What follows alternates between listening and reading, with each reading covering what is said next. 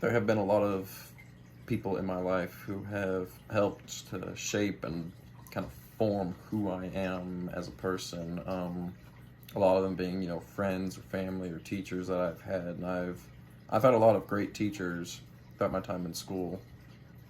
I've just been I'm awful with names, so I can't really remember the names of most of them.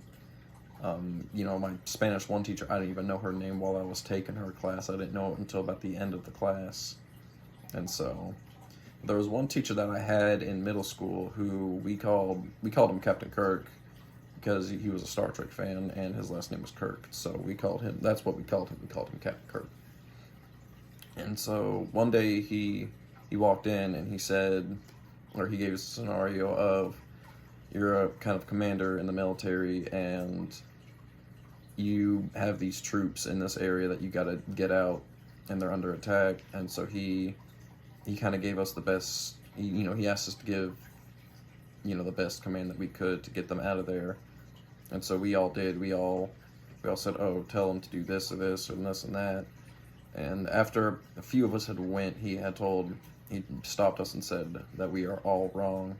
And it's because there is no right solution to any kind of problem like that.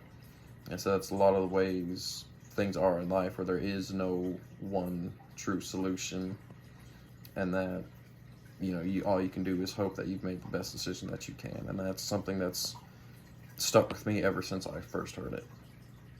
Another thing that he taught me is that there's no real thing as common sense. There's no such thing as common sense. That you can't just rely on people having common sense in life. You kind of have to. That might sound bad, but it's just another way of saying, like, be sure everything's perfectly fine and don't expect everything to work 100% every time. And that's especially with my major in industrial systems. That's one thing that you got to expect a lot of. Just like, okay, yeah, if this doesn't work, I've got this to cover that.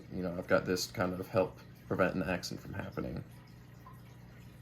And speaking of my major, I first heard about it while I was in high school, and I was talking to my counselor, setting up my classes for my sophomore year, and I saw this class called Mechatronics, which was the kind of dual enrollment name for the class here at Southern Regional.